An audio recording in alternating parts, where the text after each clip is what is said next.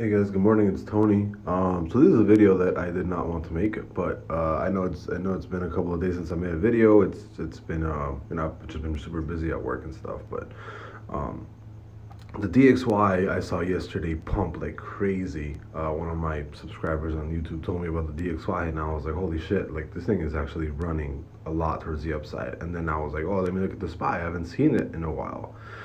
So So it looks like I told you guys there's a reason why I'm scared of the market right now. And I've posted already a couple videos on the SPY, on the DXY, on the dollar, on the bonds, on everything, really.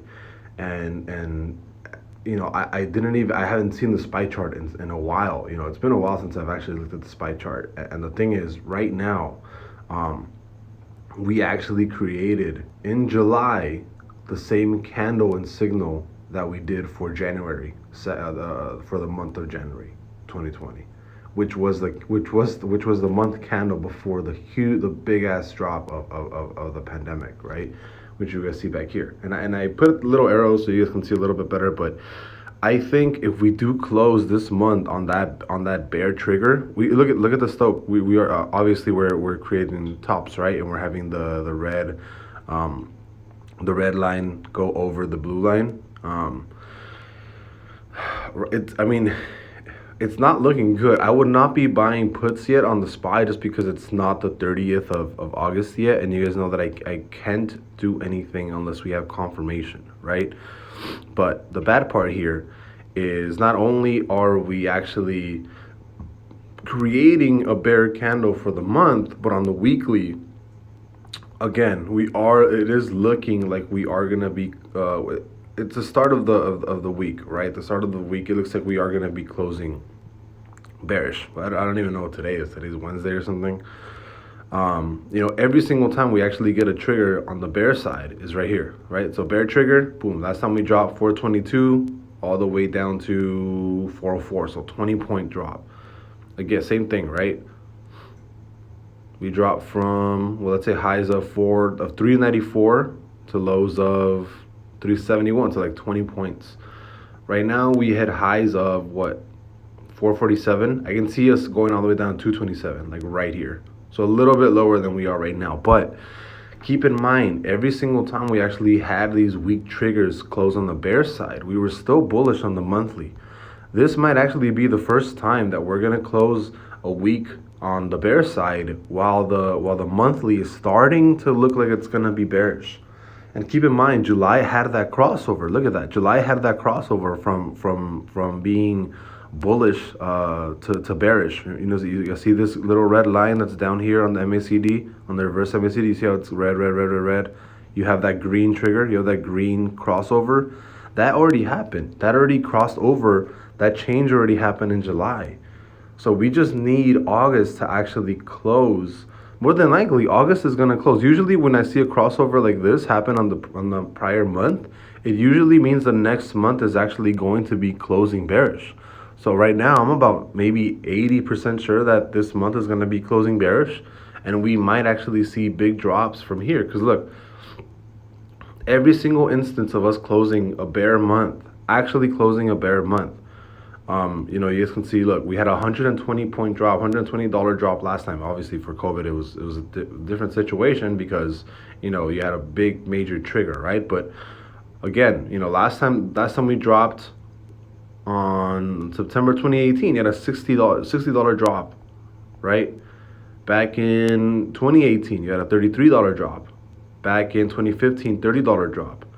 And it just kind of keeps going right there. You have $20, $30, $15, and I can keep going. I mean, I guess I gotta go more back to look at the historical drops. But if we had to do something right here, right? So I think we can drop anywhere between, I think the average might be around $30 from month highs. So if I had to guess, I'd say something like this, like a 30-point drop, something maybe like here. Like I can see 418 happen for us to drop on. But but the crazy part is I can actually see us drop lower because there's actually a big gap that has to get filled at $403. So I can see us get filled down there, or this can actually be a big major trigger for something bigger to happen, right? You guys already know that there's a lot of weird stuff going on, and if we do actually end up closing bearish on the month for the SPY, this can be a market crash, right? I'm not saying it will. I'm saying it can be. There's just a bunch of catalysts right now that can possibly happen, but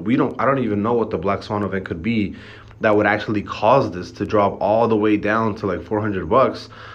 I think there's a chance that we can drop all the way back down to previous highs of 2020. So I do think there's a chance we can drop all the way back down to, like 334. I think the major drop can happen back at 337 because that's where the big order block is. So I think one very good assumption is that it can drop back to like 337, and if that happens, you're gonna see a lot of drops from everything. I told you guys, everything is already dropped. I already saw the market pre-market, and it's not looking good, right? Robinhood is already down a whole bunch. I saw GameStop's already down a whole bunch. When you guys see big tech sell off, and big tech has already been starting to sell off. Look at Amazon, right? So Amazon's already starting to sell off a little bit. Look at that. It's gone from highs of 37.67 to down to here, right? And it's not a big move because you've already seen those kinds of drops before. But on the monthly, it's already bearish. Look at that. It actually tried to go bullish back on June. It completely reversed in July, and it's still bearish. And on the weekly, it's been bearish since July 26th, the week of July 26th. Look at that. And I wouldn't be surprised. Look, it's actually crossing under. Look, it's actually creating a candle under the 50 MA. I didn't even see Amazon's chart, but I can see Amazon dropping all the way down to the 200s, to the 2000s, back down to its 200 MA. We have to look at Apple too. So Apple's still up there. I wouldn't say Apple's still holding up pretty strong, but again, keep in mind the weekly is still bearish. On the monthly. It's bull. It's looking like it wants to cross over on the downside again. Again, we just had to look at big tech. I know Microsoft was pumping a little bit yesterday too. So Microsoft's still running on the upside. Microsoft actually is pretty strong. I wouldn't look, it's bearish, but all it's been doing is moving towards the upside. I think Microsoft might be able to withstand a market crash a little bit more sustainably than anything else, to be honest. I think Microsoft is probably my favorite company in the whole wide world. I think they do have an absolutely amazing job. So I think if there is a market crash, they would probably be able to sustain it super well. I think maybe they might drop down to like 277 while everything drops like down to like hell or whatever, right? Google's pretty sustainable, but Apple and Amazon are actually seeing a little bit of they're actually hurting a little bit, right? But again, looking at the SPY, like I can possibly see something like this happening, relatively soon. I can see it start relatively soon, and this can actually be the very first candle that starts getting created, for the actual drop, or actually maybe the July one was the actual candle for the drop. But I think if we close bear for the month of August, I think this candle might actually be a similar candle to the one that we saw back in January of 2020. So I'm not saying it can happen. I'm saying that all the signs are there that it's possibly going to happen on August, right? I don't know if there's actually going to be a market crash, but there's a big chance that everything can start dropping hard. And it's just kind of scary to look at right now because, now we have to think about, if the market drops, what's going to go to the upside? Is the dollar going to keep going up? Are bonds going to go up? Bonds have been, bonds have been hurting.